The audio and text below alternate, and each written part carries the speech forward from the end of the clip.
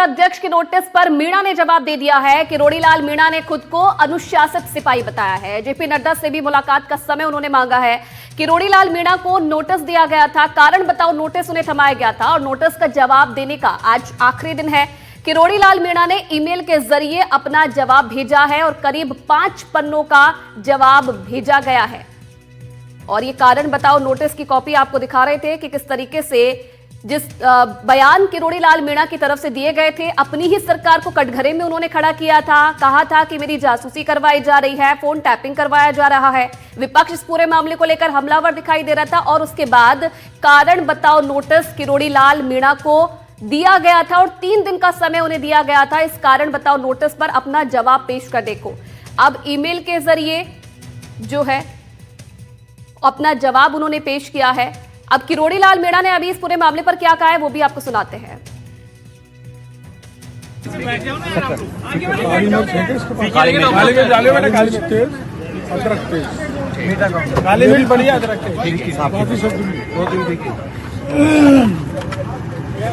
Doctor साहब इधर देख के, डॉक्टर साहब सामने देख के, हाँ बस सामने देख। मैं तो सामने ही देखता हूँ।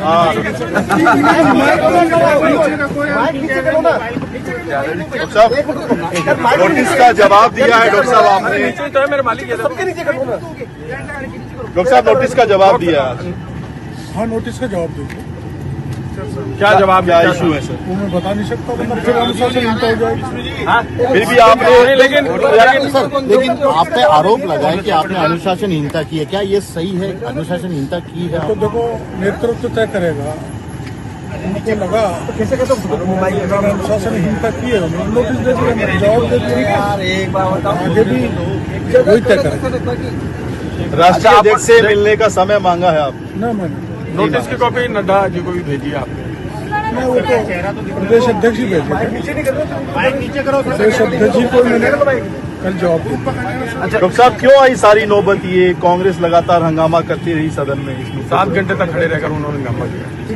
वो तो कांग्रेस वालों से पूछो हंगामा क्यों किया। डॉक्टर साहब क्या आप नाराज हो क्या? बार बार ये सवाल आ रहा है कि डॉक्टर साहब फोन टैपिंग के आपने तथ्य भी दिया, आपने लेटर में कहा है कि आपके पास इनपुट था कि आपका फोन टैप हो रहा है, इस तरीके मैं ऐसी बात नहीं। और आपके घर बाहर जासूसी हो रही क्या? नहीं कही।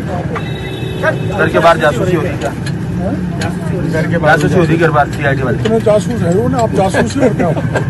मीडिया वालों का जिक्र करें। मीडिया का जासूस नहीं, आप वैसे जासूस हो। मीडिया वाला जासूस होता है। CID वाले जो आपके घर के बाहर लगातार ऐसे कुछ। अच्छा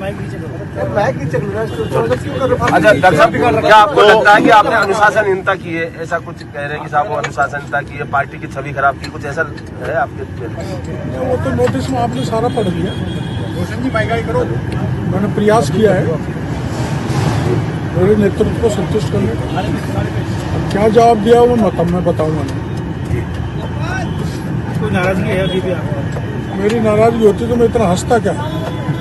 नहीं हंसते तो आप बार-बार वीडियो में आपने कहा कि भाई मेरे फोन टेप हो रहे हैं, मेरे ऊपर निगरानी रखी जा रही है, वो तो आपने बोला ना, वीडियो जो आ रहा था सामने वायरल हो जो अब आप मेरी सारी चीज टेप कर रहे हो, आप सब मेरे पर निगरानी रख रहे हो कि नहीं रख रहे हो?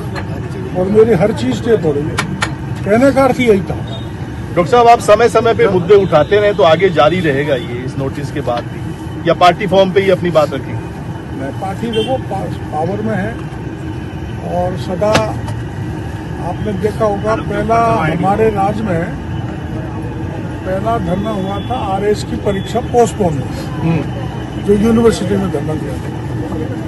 तो मंत्री रहने के बाद भी उनके पास मिलने गए थे और मुख्यमंत्री जी को कहा था, तो आंदोलनकारी की बात मानी, परीक्षा पोस्टपोन कर दी। तो जनता से तारतम्य रखते हुए मुद्दों का समय पर सरकार समाधान करती है। और आप जानते हो हम तो सत्ता में, तो बस कोई बात ही नहीं आंदोलन करें। RPSC वाले मुद्दे पे कोर्ट ने RPSC को और SOG को फटकार लगाई। वो मामला सब जुडिस है तो मैं बोल नहीं सकता, कोर्ट का मामला है। अच्छा डॉक्टर साहब अखबारों में पढ़ा है परीक्षा रद्द होनी चाहिए, ये मांग आप लगातार करते हैं। पर अखबार में मैंने पढ़ा है कि RPSC को डांट पड़ी है, पढ़नी भी चाहिए। आगे बढ़ के मैं कहूँगा डांट नहीं, जो गलती की है आप 5-6 साल से देख रहे हैं, तो आप जानते हैं कि उसको भंग तो नहीं कर सकते। एक बार पायलट साहब ने बात उठाई कि उसको भंग किया जाए, लेकिन उसकी रीस्ट्रक्चरिंग हो सकती है। अच्छा, रीस्ट्रक्चरिंग करके आपके तो होनी चाहिए। डॉक्टर साहब, आपको नहीं लगता कि पार्टी आपके जवाब से संतुष्ट नहीं होती तो आपके खिलाफ कार्रवाई भी हो सकती है? आपको लगता है? वो तो आप प्रदेश अध्यक्ष जी से पूछे। जैसे कल मंत्री जावर सिंह खर्रा ने भी ये बात कही है। आप तो उन्होंने सही कही है, अगर संतुष्ट नहीं होगी तो स्वाभाविक है, उसमें कुछ बोल नहीं सकता। मदन सिंह राठौड़ ही बोल सकते हैं, न खर्रा, न मेरे को अधिकार है बोलने का, न खर्रा साहब को अधिकार है, न मुख्यमंत्री जी को। प्रदेश अध्यक्ष मदन राठौड़ ही उस पर। रोड़ीलाल मीणा को आप सुन रहे थे, क्या कुछ कहना है उनका इस पूरे मामले पर। और हमारे इनपुट एडिटर सुशांत इस वक्त सीधा लाइव हमारे साथ जुड़ रहे हैं। सुशांत, कि रोड़ीलाल मीणा तो नहीं बता रहे हैं कि उन्होंने क्या जवाब दिया है, लेकिन आपके पास क्या जानकारी है? इस ईमेल के जरिए क्या जानकारी उनकी तरफ से साझा की गई है? क्या कारण बताए गए हैं अपनी बयानों पर उनकी तरफ से? देखिए, सबसे पहले तो उन्होंने साफ किया कि वो पार्टी के फॉर्म पे ही अपनी बात कहेंगे, वो मीडिया को नहीं बताएंगे कि उन्होंने क्या लिखा है। लेकिन जो हमारे पास जानकारी है उसके मुताबिक उन्होंने विस्तार से अपनी पूरी बात लिखी है। जो वीडियो उनका वायरल हुआ था, जासूसी के फोन टेपिंग के जो आरोप थे, उसको लेकर सफाई दी है कि उनकी मंशा वो नहीं थी, किसी ने उस तरीके से बनाकर उसको वायरल कर दिया, वो किसी और संदर्भ में अपनी बात कह रहे थे। दूसरा, उन्होंने अपनी जो नाराजगी है, अपने जो इश्यूज है, खासतौर पे जनहित से जुड़े हुए जो मुद्दे हैं, उस पे सरकार को समय समय उन्होंने सवालों के घेरे में खड़ा क्यों किया है, इसको लेकर भी अपनी बात डिटेल से कही है और अपनी नाराजगी की वजह भी बताई है। साथ ही उन्होंने कहा है कि वो पार्टी के अनुशासित सिपाही हैं और वो नहीं चाहते कि उनकी वजह से पार्टी की छवि धूमिल हो। लेकिन अब जब वो आज यहाँ पर चाय की कड़ी पर बैठकर पत्रकारों से बात कर रहे थे, तो ये बताने की, समझाने की कोशिश कर रहे थे कि असल मुद्दे क्या है, क्यों उन्होंने ये सारी बातें कही, और इस मुद्दे के अलावा दूसरे इश्यूज पे भी अपनी बात कही। खासतौर पे एसआई भर्ती परीक्षा का मामला कोर्ट में भी चल रहा है। उन्होंने कहा कि सचिन पायलट ने जो मुद्दा उठाया था कि आरपीएससी का पुनर्गठन होना चाहिए, उस बात पे अभी भी वो कायम है। हनुमान बेनीवाल को लेकर उन्होंने कहा कि हनुमान बेनीवाल छोड़कर गए थे, वो अपनी पार्टी में जो है वापस आए हैं। हनुमान बेनीवाल भी पूरा जो कहें उनका दौर, उनके फादर का दौर, वो भाजपा से जुड़ा हुआ था। तो कुल मिलाकर सारे मुद्दों पर वो बचने की कोशिश करते हुए भी दिखाई दिए।